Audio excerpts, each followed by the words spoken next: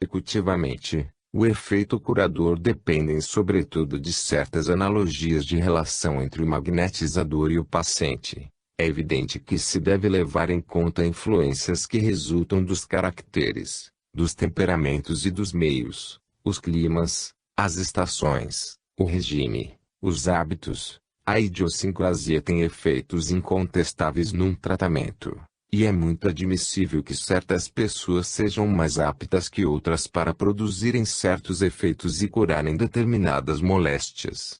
Não é duvidoso que os corpos são mais ou menos condutores das correntes e, por conseguinte, mais ou menos irradiantes, que as trocas magnéticas entre os corpos variam portanto até ao infinito, mas isso é uma questão de menor importância, em que não devemos deter-nos por muito tempo.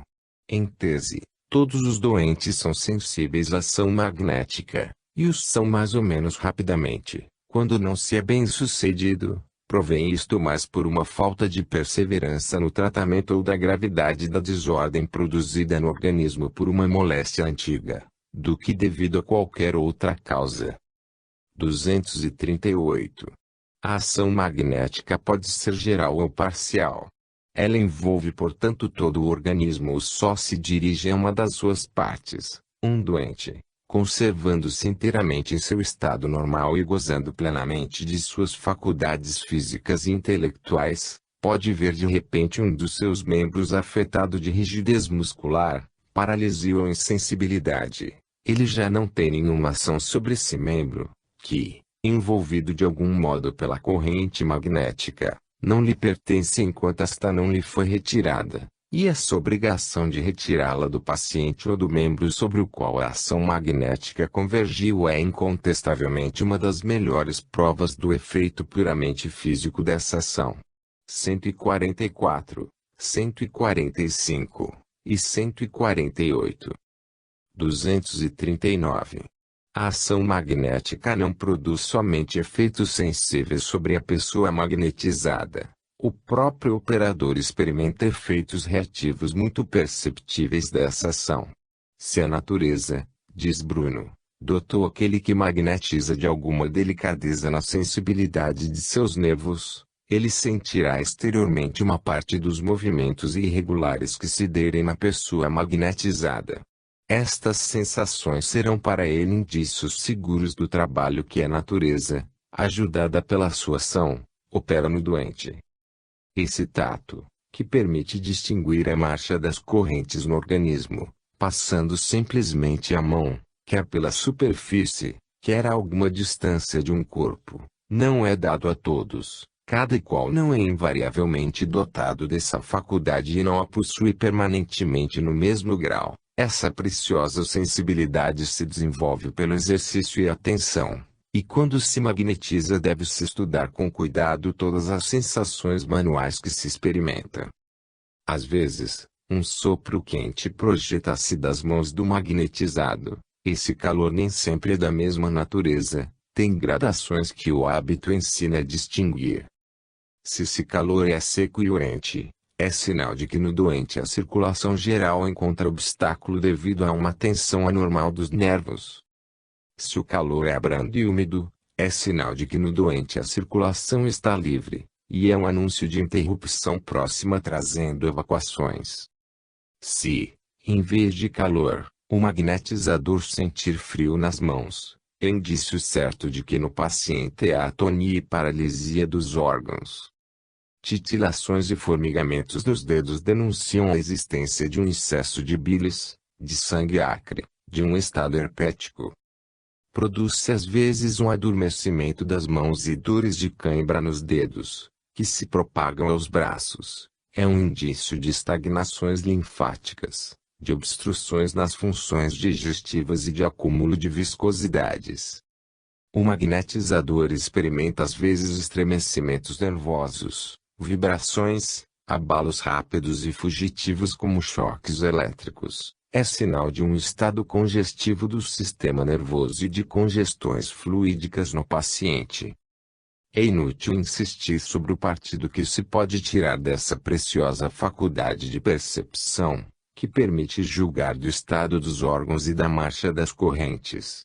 Estudando-se com atenção as sensações que se fazem experimentar a um doente e as que se experimenta em si mesmo ao magnetizar, adquire-se logo a melhor regra de exploração que pode guiar na conduta de um tratamento. Pouco a pouco essas percepções intuitivas, arrastando a mão do operador sobre tal ponto do corpo do doente, de preferência um outro, determinam a escolha dos processos magnéticos mais próprios para combater as alterações mórbidas, das quais acaba-se por conhecer melhor a extensão, a sede e a natureza.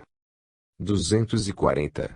Apreciando inteiramente em seu justo valor o socorro precioso que o tato magnético pode trazer ao operador, no ponto de vista do diagnóstico e do processo de um tratamento, cumpre entretanto não cair na exageração cometida por certos práticos que, adotando como base da sua terapêutica a regra seguinte: deixai que a mão caminhe na direção em que a corrente a leva, deram ensejo ao que eles denominam o arrastamento da corrente, e criaram, em detrimento dos processos fisiológicos, uma espécie de magnetismo místico em que a sensibilidade é tudo.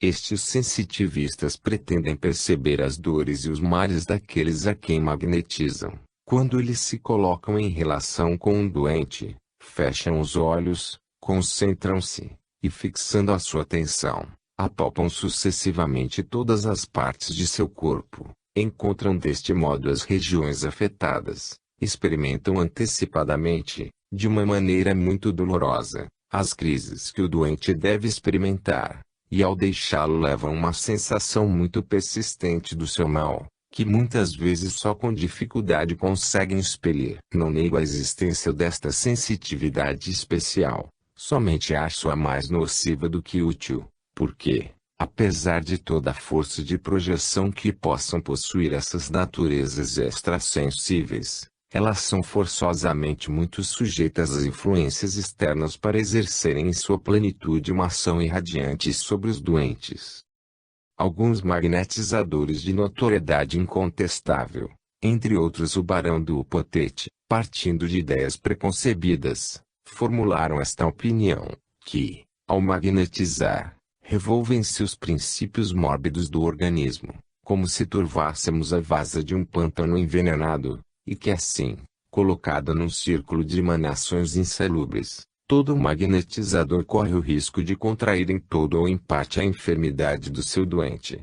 Em apoio desta asserção, do Potete pretende que ele claudicava depois de haver tratado de um derrame coxo-femoral, que se tornava um tanto mouco depois de haver tratado de surdos, tosse com os tísicos, sentia as dores artríticas dos gotosos, e os coléricos convulsionaram os seus intestinos. Essas impressões, felizmente, eram apenas efêmeras, por isso que o mestre é o primeiro a dizer que, em sua longa carreira de magnetizador, realmente nunca contraíra nenhuma moléstia de seus doentes e que constantemente possuíra uma força vital exuberante. Essa confissão nos prova que há muita imaginação nos fatos que expusemos. É inútil protestar contra afirmações que tendem a deixar acreditar que se pode adquirir moléstia magnetizando-se. Essa crença presta-se a afastar da prática do magnetismo certos espíritos timoratos e fracos. Uma observação atenta e o estudo da marcha das correntes não deixam dúvida alguma a esse respeito e demonstram que a transmissão das moléstias pela magnetização é apenas um mito. 241. A verdadeira força curadora reside na igualdade e na continuidade da tensão nervosa. Por isso os melhores magnetizadores são os que possuem essa força irradiante equilibrada em grau supremo. As pessoas impressionáveis e muito sensíveis são, pois, sob esse ponto de vista, menos dotadas do que as pessoas calmas e justamente ponderadas, e assim é que a mulher, apesar de sua índole dulçorosa, cheia de bondade e moderação, apesar de sua profunda dedicação a tudo que sofre, é, graças à sua grande sensibilidade, geralmente menos apta para magnetizar do que o homem. Mais influenciada pelas impressões nervosas, mais escrava da imaginação e dos sentimentos, O temperamento irregular e algum tanto fantástico da mulher presta-se menos que o do homem, porque este possui a estabilidade e a igualdade de gênio indispensáveis ao magnetizador.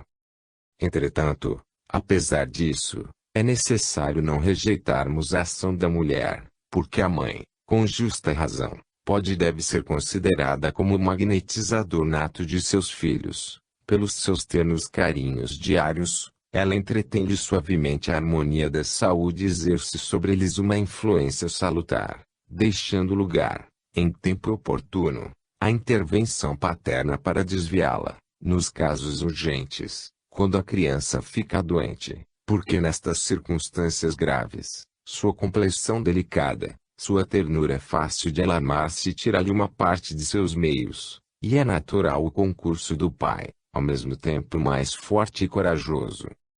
Massagistas, parteiras, enfermeiras, damas dos hospitais, deveriam todas possuir noções sobre a arte de magnetizar, porque, em sua profissão, podem prestar grandes serviços por intervenção magnética às parturientes, aos recém-nascidos e a todos os infelizes doentes confiados aos seus cuidados. 242.